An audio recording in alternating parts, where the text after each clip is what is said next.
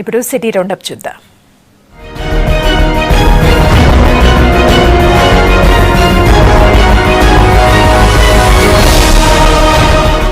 విద్యా హక్కు చట్టం అమలు చేయాలని డిమాండ్ చేస్తూ పాఠశాల విద్యాశాఖ కమిషనర్ ఆఫీస్ ను ముట్టడించారు టీఎన్ఎస్ఎఫ్ విద్యార్థులు. కార్పొరేట్ స్కూళ్లలో ఫీజుల నియంత్రణకు చట్టం తీసుకురావడంలో ప్రభుత్వం విఫలమైందని ఆరోపించారు. ఆఫీస్ గేట్లు ఎక్కి లోపలికి వెళ్లేందుకు ప్రయత్నించారు. దీంతో కొద్దిసేపు ఉద్రిక్త పరిస్థితి ఏర్పడింది.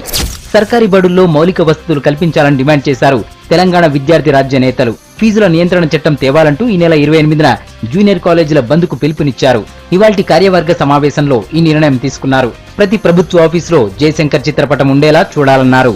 గ్లోబల్ హాస్పిటల్ యాజమాన్యంపై చర్యలకు ప్రభుత్వాన్ని ఆదేశించాలని హెచ్ఆర్సీని కలిశారు నిఖిల్ రెడ్డి తండ్రి గోవర్ధన్ రెడ్డి. ఆపరేషన్ అయి 3 నెలలైనా నిఖిల్ రెడ్డి మంచానికే పరిమితమయ్యాడని, తీవ్ర ఇబ్బందులు పడుతున్నాడని ఆవేదన వ్యక్తం చేశారు. హాస్పిటల్ యాజమాన్యం వెంటనే నిఖిల్ రెడ్డికి ఉచిత వైద్యం అందించి ₹1 కోటి ఎక్స్గ్రేషియా చెల్లించాలని కోరారు.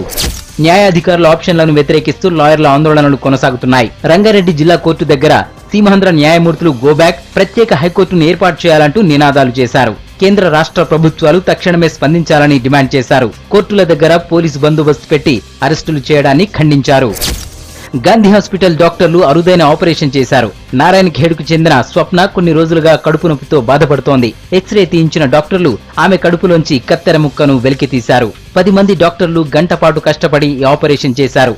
స్వప్నకు గతంలో ఆపరేషన్ జరిగినప్పుడు డాక్టర్లు కత్తెర మర్చిపోయారా లేక మానసిక పరిస్థితి సరిగా లేక ఆమె మింగిందా అన్నది తేలాల్సి ఉంది.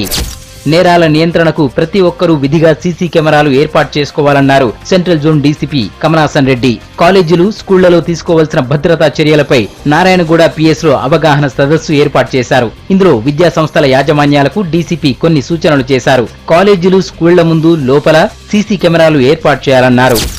ఏపీకి కేటాయించిన తెలంగాణ 4వ తరగతి ఉద్యోగులను తిరిగి ఇక్కడికి కేటాయించాలంటూ ఎంప్లాయీస్ ఆందోళన కొనసాగుతోంది.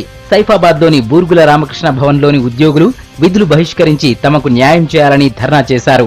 తెలంగాణ ఉద్యమంలో కీలక పాత్ర పోషించిన తమను ఇక్కడే కొనసాగించాలని కోరారు. తమను ఏపీకి కేటాయిస్తే తమ కుటుంబాలు తీవ్ర ఇబ్బందులు పడతాయన్నారు.